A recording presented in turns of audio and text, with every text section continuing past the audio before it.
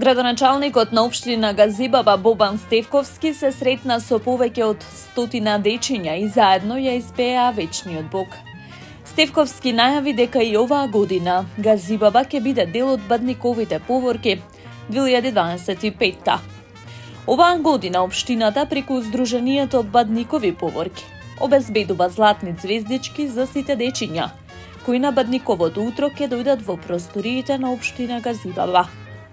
Како и во претходните години, како локална самоуправа, ќе обезбедиме бесплатен автобуски превоз, кој ќе помине низ сите населени места во општината и ќе ги донесе сите дечиња со своите родители, најпрво во општината, а потоа и во центарот на Скопје, каде што ќе се одржува главната манифестација, порача првиот човек на Газибаба. Според Стевковски, периодот на новогодишните и божичните празници е најубавиот период од годината, во кој најсреќни се дечињата, а наша обврска е таа среќа на најразлични начини да ја зголемиме. Моите другарчиња, дечињата, знаат дека секогаш сум тука за нив и со нив. Следуваат многу изненадувања во следните денови, истакна Стевковски. Во Центарот за култура во општина Ѓурче Петров денеска се одржа предновогодишниот шаховски турнир организиран од општината со поддршка од Шаховската федерација на Македонија.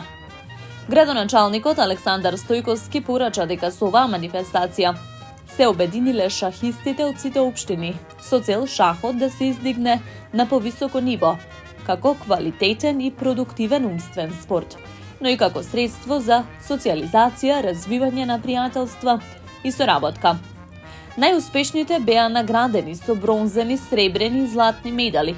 Честитки до општина Карпош за добиените златни медали и за освојување на пехарот. Овој турнир е дел од програмата за 2024, која ги вклучува сите спортски активности во делот на јавни дејности во општина Ѓурче Петров. Им благодарам на сите учесници на шаховскиот судија Виктор Ранич и ги поздравувам сите присутни на овој настан, особено заради нивната страст и посветеност на овој спорт. Наша тенденција е оваа манифестација да продолжи да расте и да стане традиција на ниво на градот. До следно видување, спортски поздрав, напиша Стојковски на социјалните мрежи. Скопјани се подготвуваат за најавениот прекин во водоснабдувањето на почетокот на предстојниот викенд. Имено од петок вечер до сабота ќе биде затворен главниот градски цевковод. Од водовод и канализација информираат дека жителите на Чаир, Бутел, Радишани, Пластичарска улица до Американската амбасада, Визбегово, Бардовци и Железара, Автокоманда Ѓурче Петров, Сарај, Шуто, Ризари, Топанско, Новоселски пат на селбата Даме Груев, Кисела Јабука, Стопански двор, Волково и Орман нема да имаат проблеми со водоснабдувањето. Градоначалничката на град Скопје Данила Арсовска очекува санирањето на дефектот во Карпош, приклучен на главниот водоводен цевковод во Скопје, да заврши во рокот едно деноноќе. Затворањето на водата во главниот цевковод на градот се врши еднаш на 50 години, а последното е направено во 1991-92 за реализација на водоводниот приклучок во местноста Лепенец. Градоначалникот на општина Бутел на социјалните мрежи сподели дека општината доделила финансиска помош на спортските клубови во Бутел. Денес доделивме 4 милиони денари финансиска помош на спортските клубови од општина Бутел. Искрено се надевам дека оваа финансиска помош ќе помогне на клубовите и ќе стимулира нови државни, балкански, европски и олимписки шампиони, истакна Костовски.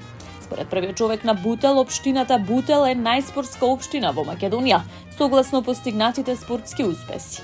А веќе и лидер во спортската инфраструктура, потенцира тој. Спортот е клучен фактор за развивање на поквалитетно и поздраво општество, додека пак врвните спортски резултати како ништо друго помагаат во градењето на нацијата и државата, напиша Костовски на социјалните мрежи. Општина Кисела Вода предновогодишно започнува со исплата на субвенции за граѓаните кои аплицираа и ги исполнија критериумите од јавните повици кои беа објавени во изминатиот период, информираше првиот човек на општината Орце Ѓоргиевски. Според Георгиевски, исплатата која започнува од понеделник опфаќа средства за поддршка на граѓаните кои поднеле барања за субвенции за пелети, печки на пелети и огревно дрво, а целта е да се помогне на семејствата кои се соочуваат со финансиски предизвици за одржување на животниот стандард.